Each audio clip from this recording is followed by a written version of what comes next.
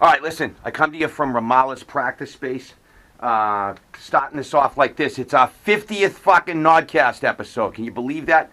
50th fucking episode. Whoop-de-fucking-do, right? But big deal to me. Hopefully it's a big deal to you. Hopefully we'll get another 350 or 500 or 1,000 or whatever. Also, reminder, RAMALLAH is coming for all your fucking heads. This coming Sunday, December 16th at the Brighton Music Hall. Wreck the halls with the Street Dogs. The fucking set we're going to... I never gush about shows. When do I ever do that? I just say, hey, the show's here. Come see it. This is an unprecedented set. We are going to fucking kill it. Make sure you fucking come down. You won't want to miss it. Trust me. Can you smell what I'm fucking cooking here? We're playing all kinds of stuff. You know what I'm saying? And bring your piggy banks because I'll hopefully have new NODCAST merch. And I'm definitely going to have the first series of blooded in the NODCAST, blooded in. I'm going to blood in some NODCAST smiley faces. The first time I've ever done that. I'll have the blood for Who Skulls and the RAMALLAH hyenas.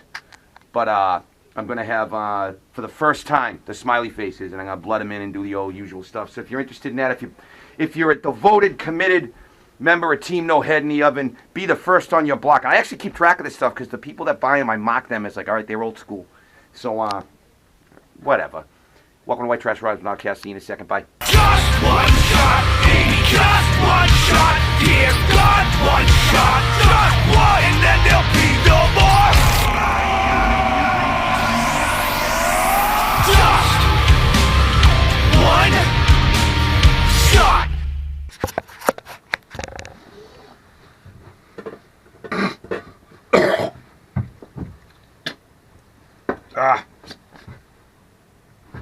The fuck? Good fucking Lord. Do I ought to have my fucking head examined or what? Fucking upside down. Hello there, fellow dudes, damsels, dandies, and dashing dastards with a deranged demonic desire for delirious, delicious, daring do. Like this deviant dilettante right fucking here, like all you deviant dilettantes out fucking there. And that's enough amusing amalgam of alliteration from this aging archetype of addiction and accountability to auspiciously announce the advent of the action here at White Trash Rob's NODCAST. Welcome. 4 weeks in a row. 4 weeks in a row. As of today, no, as of tomorrow, I'll be 30 days clean. 4 weeks in a row and 30 days clean. You know how I feel about that right now? Whoop-de-fucking-do. That's how I feel about it right now. We'll see what we can do with this fey, indifferent, ambivalent mindset. I got up on the fucking noggin right now.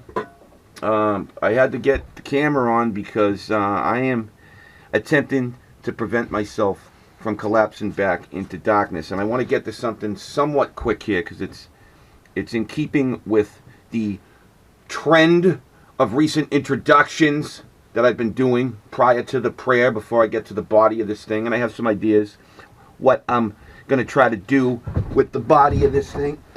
I'm going to try to fuck its brains out. That's what I'm going to try to do, but check it out. I was going through some old footage, raw footage, stored on this camera that I'm looking at right fucking now. And I found some shit that kind of fucked me up.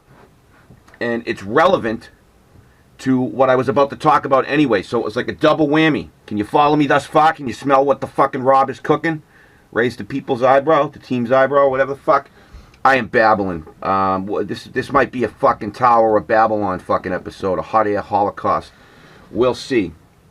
But I found some footage on the camera of me saying goodbye to the attic. The old attic. The manic attic of darkness, as I used to call it. And I always do the Freudian slip and say the manic addict of darkness. I always tell me that in a fucking Freudian slip, right? I found some footage. It was the day we were moving from that place. I ran upstairs and I did some fucking footage, which I may include at the end of this thing so we can all say goodbye to the eaves of the attic under which we all got to meet one another via this video. And it bummed me the fuck out. It was just me going around with the camera, doing a little reminiscing and shit. And it really brought the hammer of depression down on me, because after leaving that place, that's when everything went awry for me. That's when I started fucking up. That's when my life went sideways. That's when I started losing a lot of things again. And that's why I'm at 30 days clean again. Woohoo! But again, like I said in last week's episode, the fuck else am I gonna do? Can't climb out of that fucking grave, can you? But you can try to get the time back, and I'm gonna try to get the fucking time back.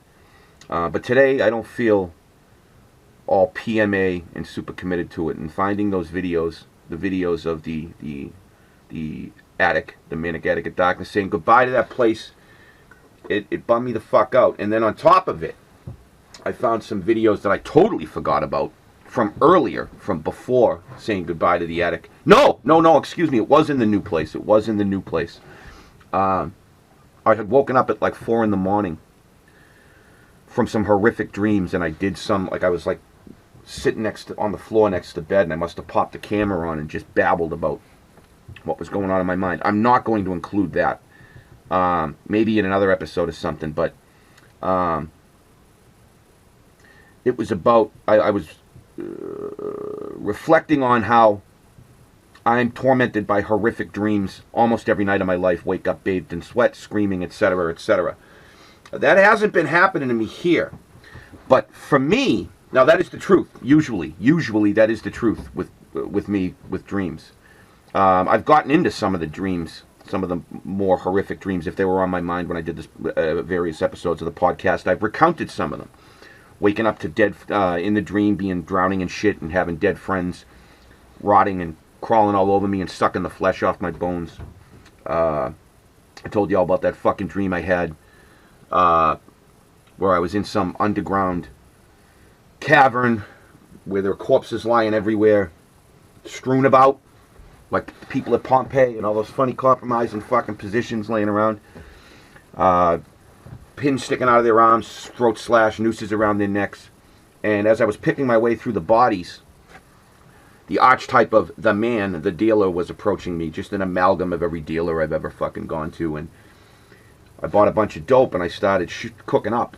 And as I was doing that, all these corpses of suicides and ODs, and some were friends, some were people I didn't know, got up and started doing this slow dancing shuffle all around me.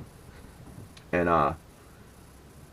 I'm watching this, but in the meantime, I mean, I am fixated on getting my hit together, and their guts are spilling out, and eyeballs are hanging down their faces, and flesh sloughing off.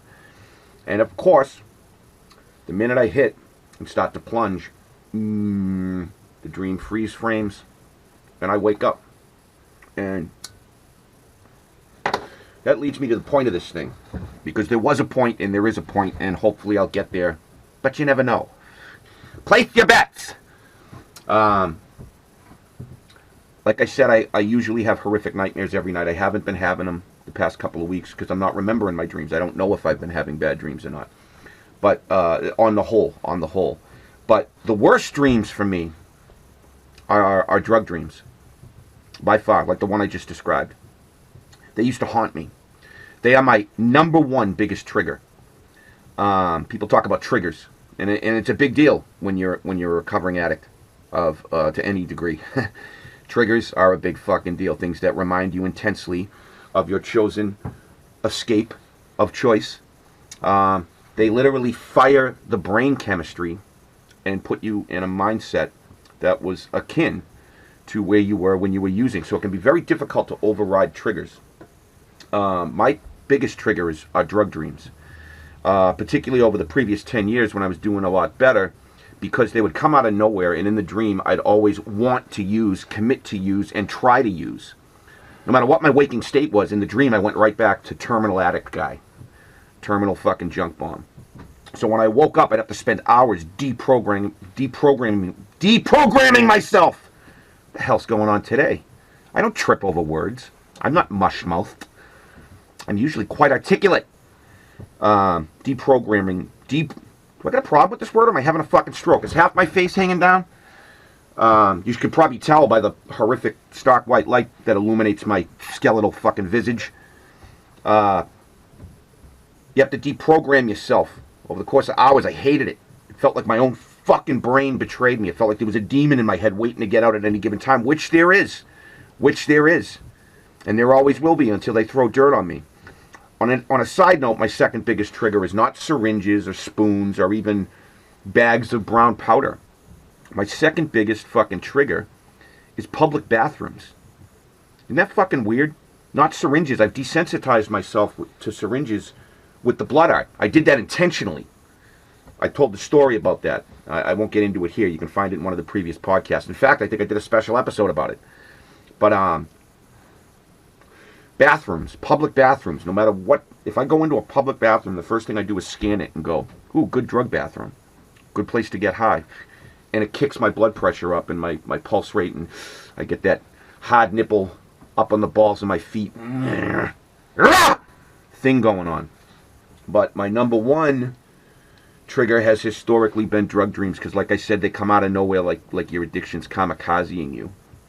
And then, of course, a huge, the apex trigger is somebody doing dope in front of me. I mean, that would be tricky for me to navigate. That's why I avoid people who are actively doing dope when I don't want to be doing dope.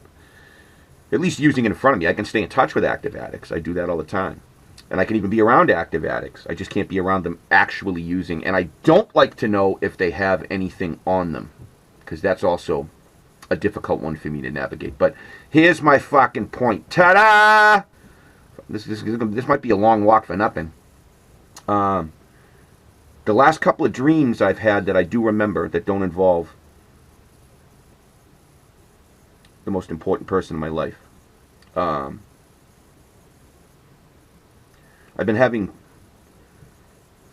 the couple of dreams I've had that I remember are either about the person I care about most on this spinning ball of mud, or I've been having a species of drug dream, and I wanted to bring it up because it is a tectonic change, and maybe it's in keeping with this White Trash Rob's NODCAST Year Zero evolution I keep banging the drum about in the last couple of episodes. My last couple of drug dreams over the last couple of weeks, or at least particularly the last week and a half, 2 weeks, in the dream, I'm hiding from the dealer. I'm running from him. The one I had a couple of nights ago was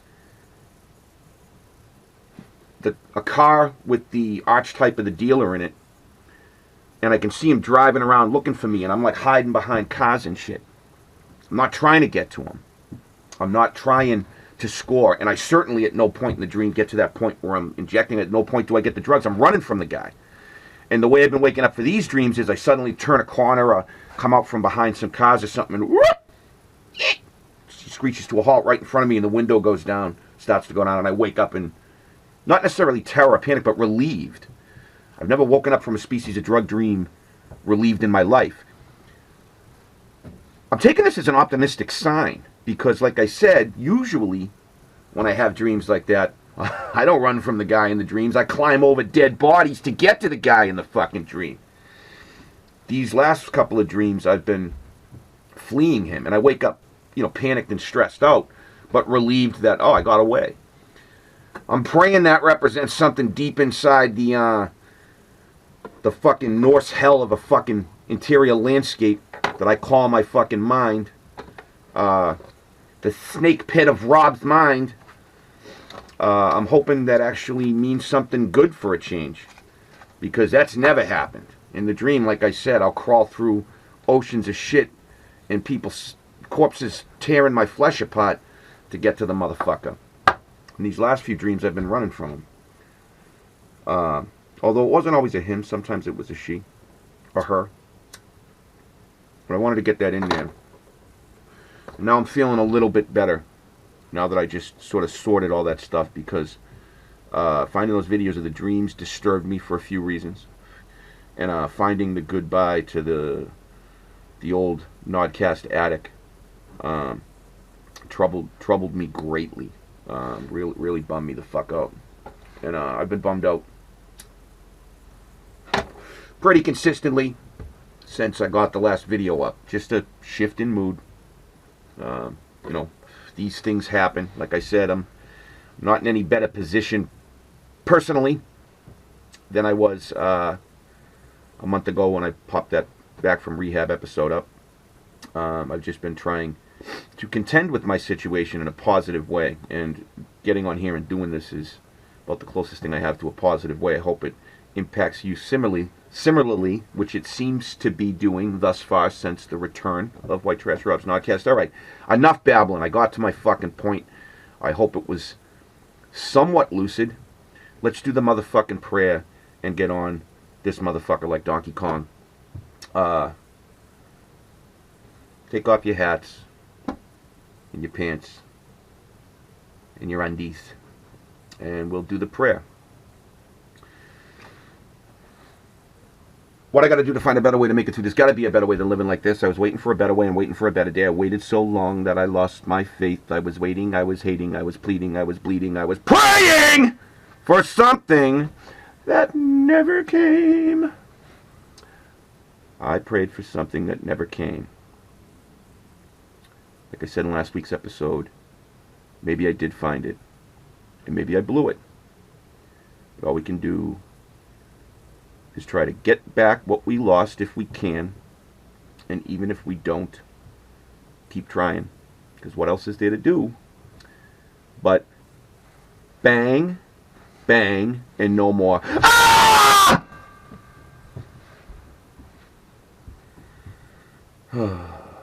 Maybe you prayed for something that never came too. In that case, perhaps you'd like to pray along. If you want to clap and do all that kind of stuff too. Follow the bouncing ball. Here it is in real time if you want to pray along with yours truly, Bobby. Hit it. What I gotta do to find a better way to make it? There's gotta be a better way to live it like this. I was waiting for a better way and waiting for a better day. I waited so long that I lost my God. I was waiting, I was hating, I was bleeding, I was bleeding, I was praying for something that never came. I prayed for something that never came. So bang, bang, and no more. No one can save me, and the bang throw me out of my home. My soul was a great black pit, and I just had to find something I'm feeling with. Either that or slit my fucking chest. One shot, there's no more. Right to the dope man. Took the communion that was offered, it was dope man. Now get the dope spot. Right to the dope man.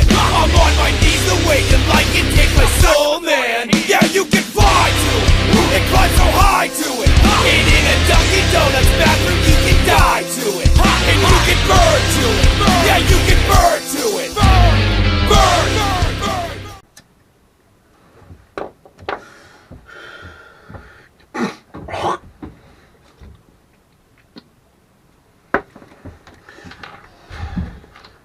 To the last, I grapple with thee. From hell's heart, I stab at thee. For hate's sake, I spit my last breath at thee. Sink all coffins and all hearses to one common pool. And since neither can be mine, let me then tow to pieces while still chasing thee. Though tied to thee, thou damned whale. Thus, I give up the spear. Welcome back to White Trash Rob's Nodcast. I just had a motherfucking conniption. Bit of a fit. Bit of a paroxysm of wrath. I got about 10 minutes into this segment, a different segment. A segment that I've now abandoned because the fucking battery on this cocksucking thing fucking died. And I didn't even know it. I went on for like another 5 minutes. Fucking donkey. Jackass. Alright, look. Like I said, welcome back to White Trash Rob's Nodcast. And in the ensuing hours since I did the fucking intro, my mood has simply not improved appreciably. So, I can't get on here and pretend to be a beacon of positivity if I'm not... Did I just refer to myself as a beacon of positivity?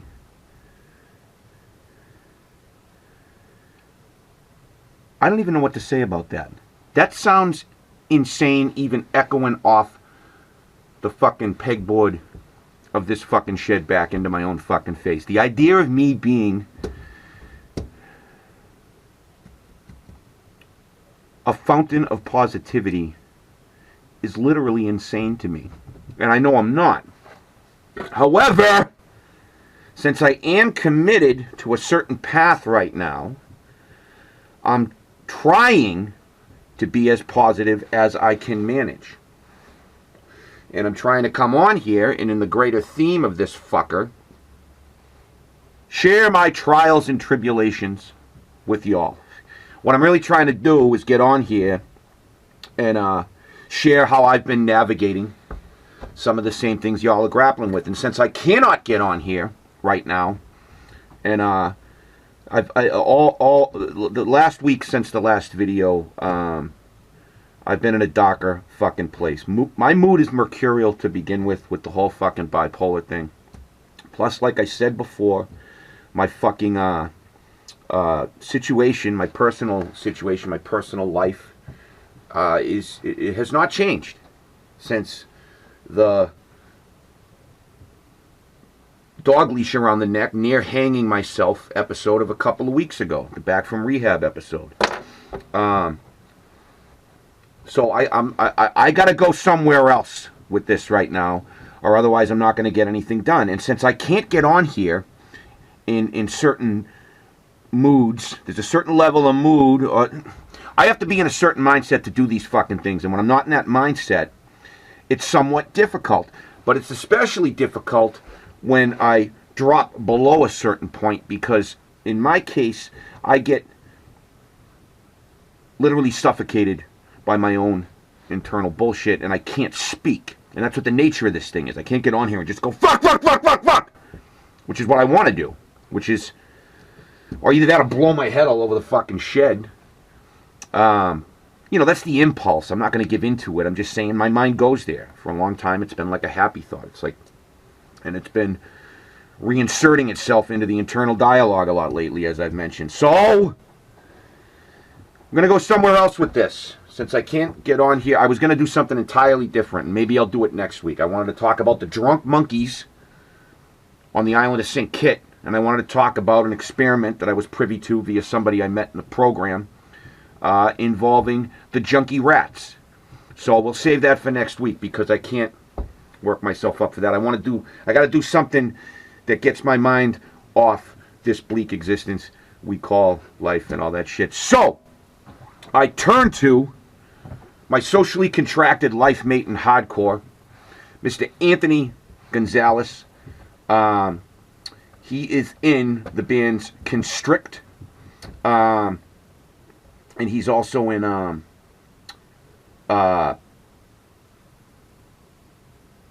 God's Hate. How the fuck do I forget that? They're one of my favorite fucking new bands, God's Hate, with my other brother from another mother, Brody fucking King, the wrestler, who's fucking taking off right now.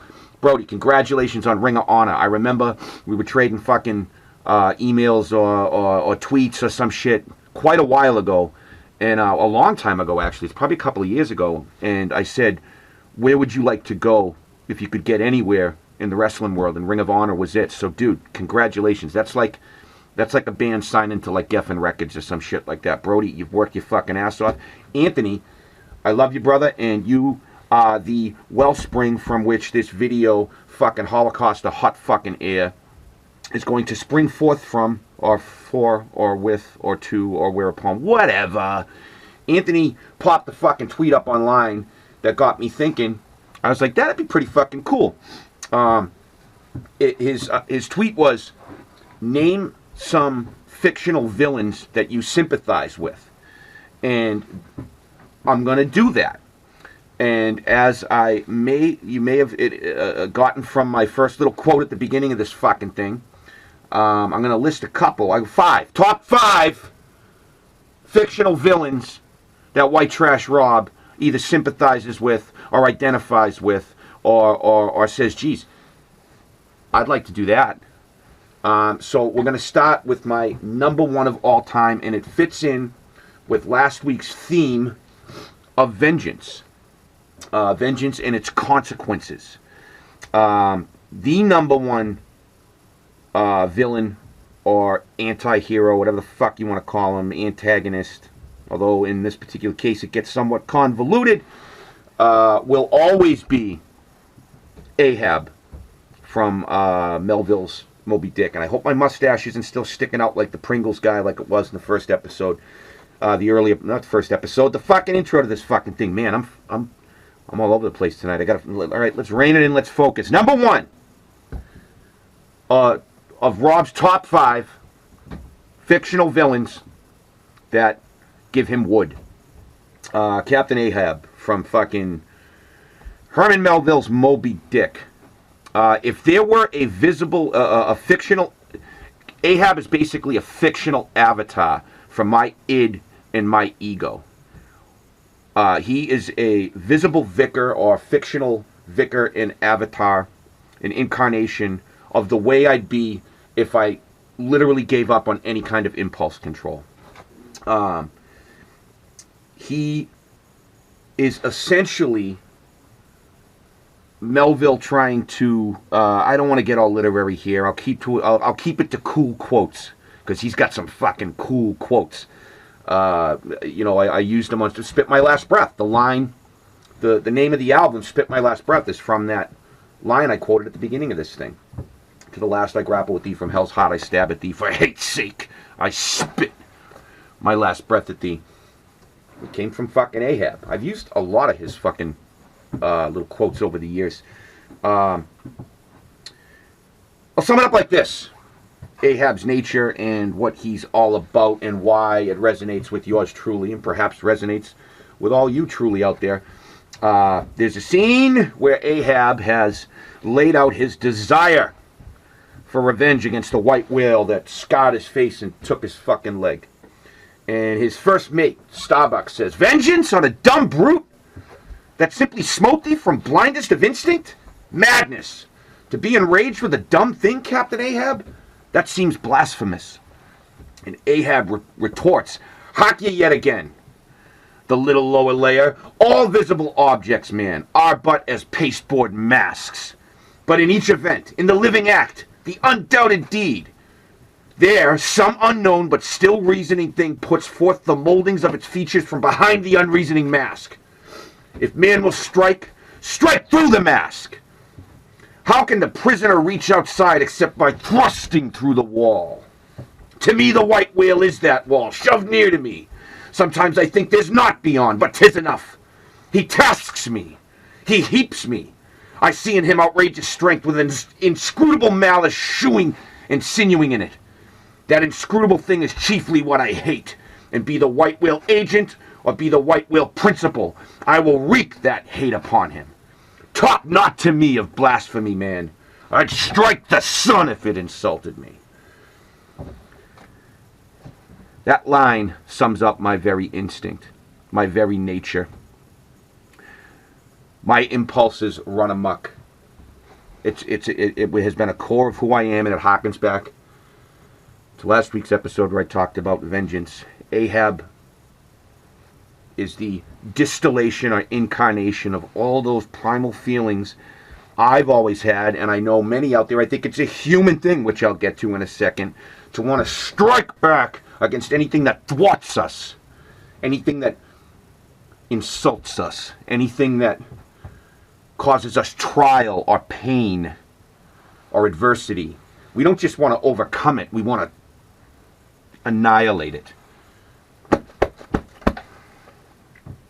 That's been what I've been doing. If it wasn't for music and some of its attendant phenomenon like this video and writing and stuff like that, I would have gone mad with that impulse to smite the fucking living, breathing world. That's the way I felt my whole life, and I'm all fired up because Ahab always gets me all fired up. There's, the famous lines, and I'll chase him round good hope, and round the horn, and round the Norway maelstrom, and round perdition's flames before I give him up. One of my other favorite quotes, let's just do it. Let's do it. When he's making the spear, when they're making the very spear with which the white whale's going to be killed, he says, no water for that. I want it of the true death temper. Ahoy there, Tashtiko, Queequeg, and Dagu. What say ye, pagans? Will ye give me as much blood as will cover the barb? Holding it up high, a cluster of dark nods replied, yes. 3 punctures were made in the heathen flesh, and the white whale's barbs were then tempered. They tempered the spear rather in water, in human blood. And then Ahab says, Ego non baptizo te in nomine patris, sed in nomine Diaboli, excuse me.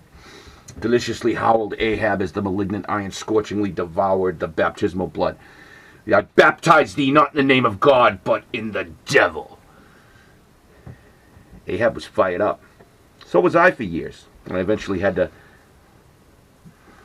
quench my steel in something else. He even has doubts, like we all do. What is it? What nameless, inscrutable, unearthly thing is it? What cozening, hidden lord and master and cruel, remorseless emperor commands me? That against all natural lovings and longings, so I keep pushing and crowding and jamming myself on all the time, recklessly making me ready to do what in my own proper natural heart I durst not so much as dare. Is Ahab Ahab? Is White Trash Rob White Trash Rob? Is it God or who that lifts this arm? But if the great sun move not of himself, but is an errand boy in heaven, nor one single star can revolve, but by some invisible power, how then can this one small heart beat, this one small brain think thoughts, unless God does that beating, does that thinking, does that living, and not I? By heaven, man, we are turned round and round and round in this world like yonder windlass, and fate is the handspike. It's the question we all ask ourselves. Do we truly have free will?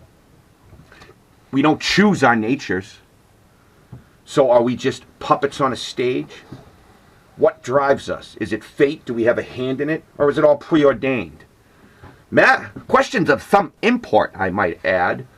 But Ahab finds resolve before the end. Ahab is forever Ahab, man. White Trash Rob is forever White Trash Rob, man. Man. The whole act's immutably decreed. 'Twas rehearsed by thee and me 1,000,000,000 years before this ocean rolled. Fool! I am the fate's lieutenant. I act under orders. Look, thou underling, that thou obeyest mine. What I've dared, I've willed, and what I've willed, I'll do. Some badass shit, right? They think me mad. Starbuck does, but I'm demoniac. I am madness maddened, that wild madness that's only calm to comprehend itself. The prophecy was that I should be dismembered, and I lost this leg. I now prophesize that I will dismember my dismemberer. Strike back. Fuck the sun. And in the midst of it, there's humanity. What eats us all? The white whale swam before him as the monomaniac incarnation of all those malicious agencies which some deep men feel eating in them till they are left living on with half a heart and half a lung. That pain, that doubt, tears us apart. All that most maddens and torments, all that stirs up the lees of things, all truth with malice in it, all that cracks the sinews and cakes the brain, all the subtle demonisms of life and thought, all evil to crazy Ahab, were visibly personified and made practically assailable in Moby Dick. Moby Dick becomes the incarnation for every dark impulse that drives men and women. Drove me. He piled upon the white whale's hump the sum of all the general rage he felt, all the general rage and hate felt by his whole race from Adam down. And then, as if his chest had been a mortar, he burst his hot heart's shell upon it. From original sin down. We all feel it. And there's no redemption for Ahab. That's why, though I empathize with him, I got to take another path, Captain. I'm going to swim away like Ishmael, which, by the way, on a side note, and I said I'd stay away from casual drug references, but this isn't a casual drug reference.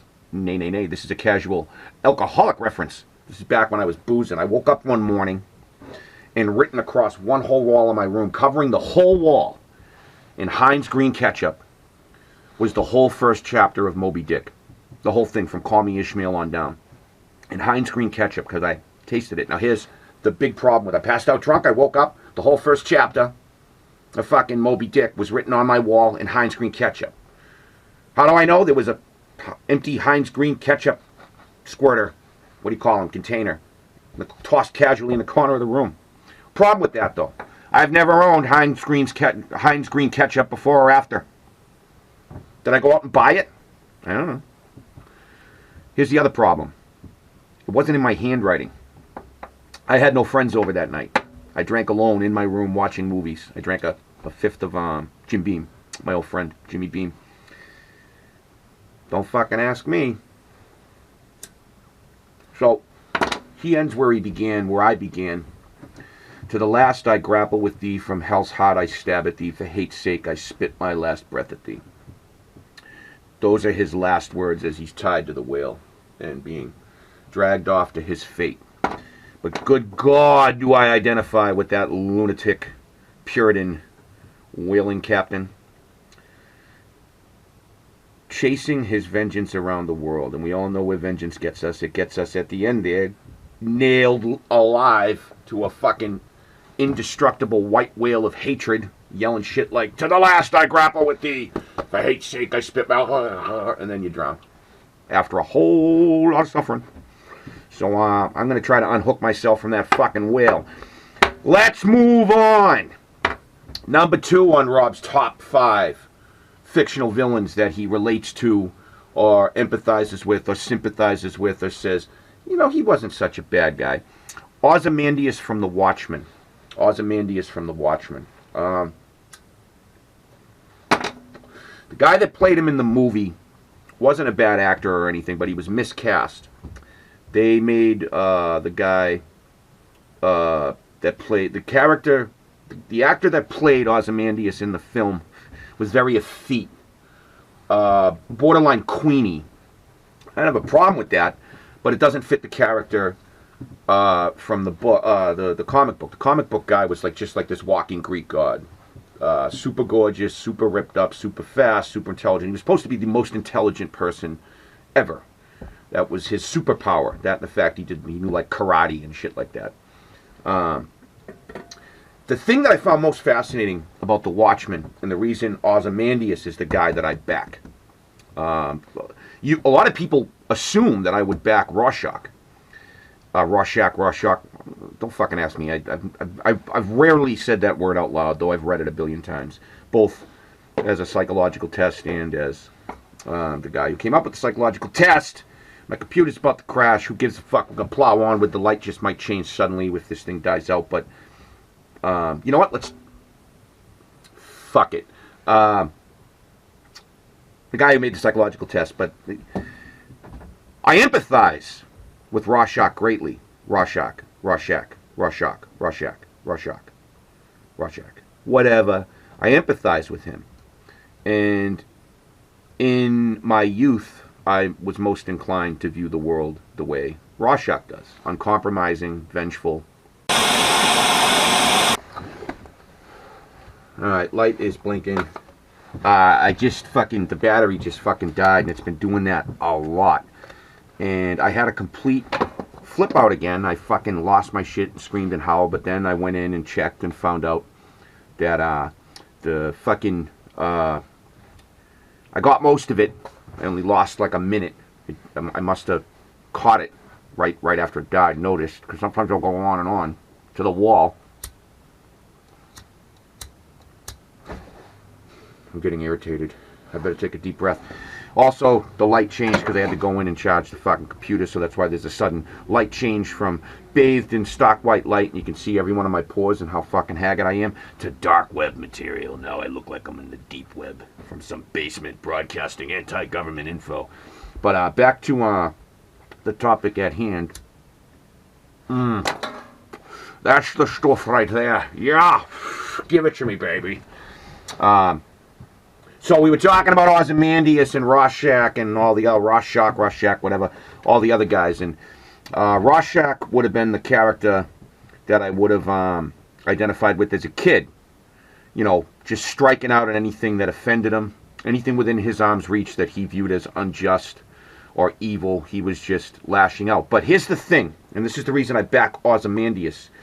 The real theme behind Alan Moore's Watchmen, okay, the real theme behind it, the question he's really asking is, if superheroes, genuine superheroes, truly existed in our world, what would we really want from them?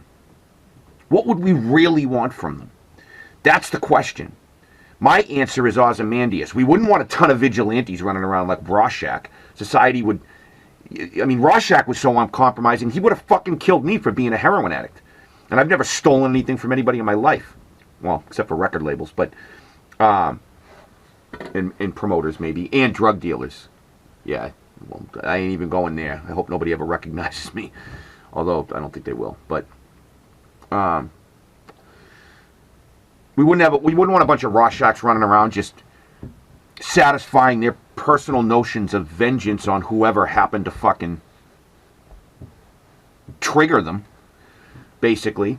Then you got fucking, what's his name, with the cock swinging all the time in the movie, Dr. Manhattan, who's omnipotent, but he doesn't give a fuck about nothing because he's omnipotent. He's basically a metaphor for God.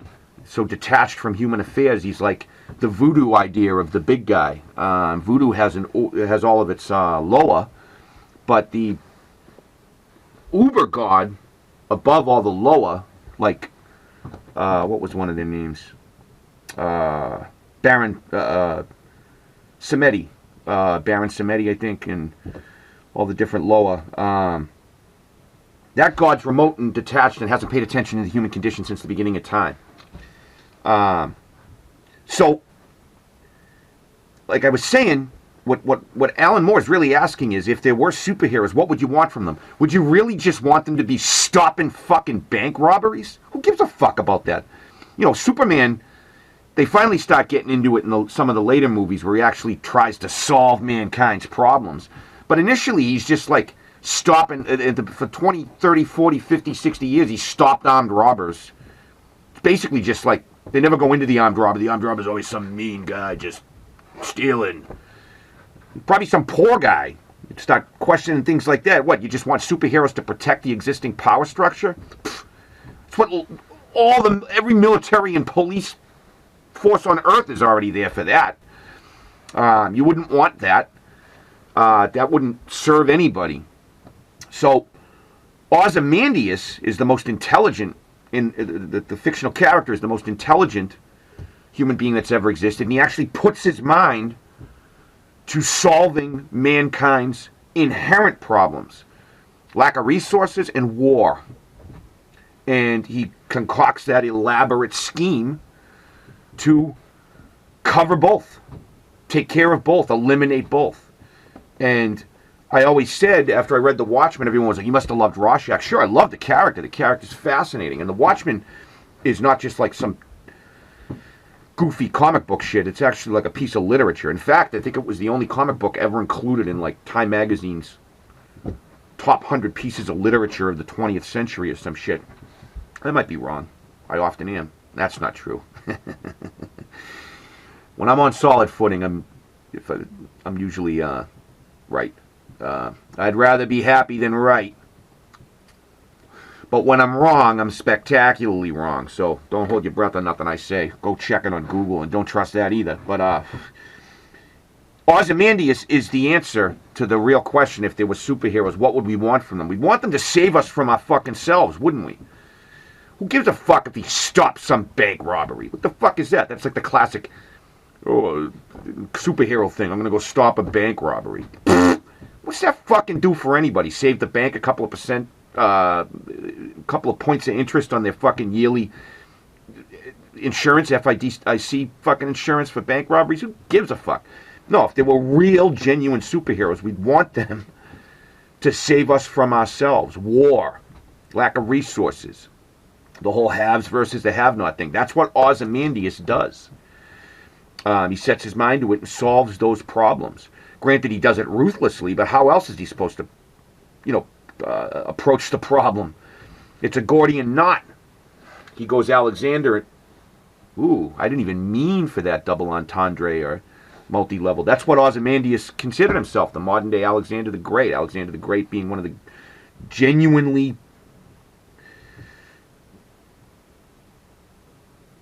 I don't want to use the word good, positive forces in human history. He united the world. He governed well, ruthlessly, but well. Although don't all good leaders, if there's such a thing as a good leader, I don't fucking know. There's no safe way to wield power without squashing somebody. That's one of the truths I believe in. There's no safe way to wield power. Somebody always gets crushed. I guess you just got to try to crush as few people as possible, and that's what Ozymandias tried to do in The Watchmen. And I'm watching this thing like a motherfucking hawk, because if I lose this again, I'm going to fucking... I'll have a stroke. That's what'll happen. My face will truly sag down. So, I put it like this. If there was a real Ozymandias out there in the real world who just thought he was going to, was trying to do what the Ozymandias in the sub-reality of the Watchmen did, I'd probably do anything I could to stop the guy, because I wouldn't trust his infallibility. But within the actual sub-reality of the Watchmen, looking in from an outside observer, being omniscient with the author, if I lived in that world, that sub-reality, where Ozymandias was real and doing all that stuff, I'd fucking willingly work for the guy. I would, die for the guy. He represents the greater good. At least in my opinion. You got the two poles. Ozymandias on one end, greater good, Rorschach, no compromise, anything bad's bad, kill it. And then there's over it all Dr. Manhattan, who just doesn't give a fuck. But that's my number 2. My number 3 is not a character I empathize with or sympathize with or want anything to do with. I'm just going to mention him because he's normally on the list of punk rock people's, or at least for a while, back in the day, punk rock people's heroes. Alexander Delage from Clockwork Orange. Do you know what I have to say about Alexander Delage from Clockwork Orange? Fuck him. The dude is not some... the punk rock used to worship him because he was like anarchy personified.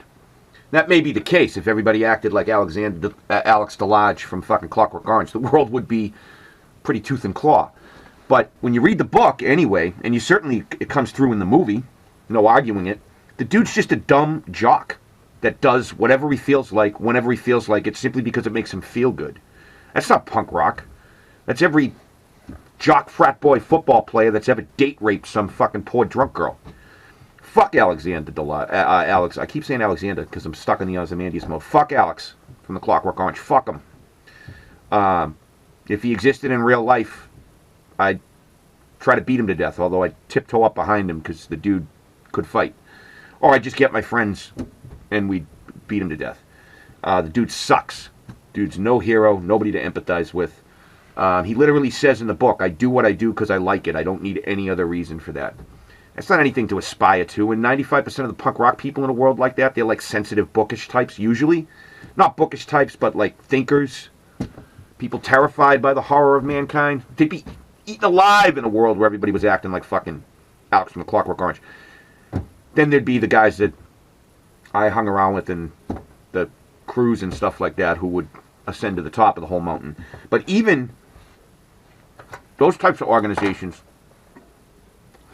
within hardcore that are often demonized and portrayed as boogeymen and the cause of every single problem in the scene and shit like that, they ain't like Alex from the Clockwork Orange. They just happen to be violent too. But they have strict moral codes. The guys I came up with definitely did. It may be a code that is incomprehensible to the larger society, but it's a very strict code, and the guys adhere to it or they're fucking gone. And it can be quite ethical if and moral if you exist within the organization and understand it. That's enough sermonizing. I got to get this done before this fucking thing dies. All right, so let's go on to number 3. And this one is in honor of my socially contracted life mate in hardcore, Anthony Gonzalez, the big purple guy from Marvel Wars. The big guy that The big purple guy in Marvel Wars that the guy who played the dude that found the money in No Country for Old Men played in the Marvel Wars. Thanatos. Or Thanatos. Or whatever. The purple god Viking death incarnate character. I gotta empathize with him because in his draconian way, he did truly believe he was making the universe a better place. And thought that he was saving life by killing half of it.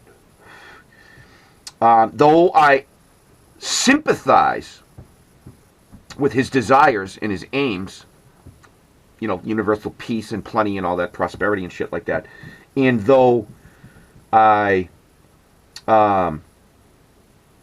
understand that he was trying to do good and recognize that, and that he truly thought he was acting as an agent of good, I wouldn't support the fucker unless, you know, he gave me a guarantee that I wasn't going to die. Ha ha ha ha. No, seriously, I wouldn't. He's just fascism. Basically.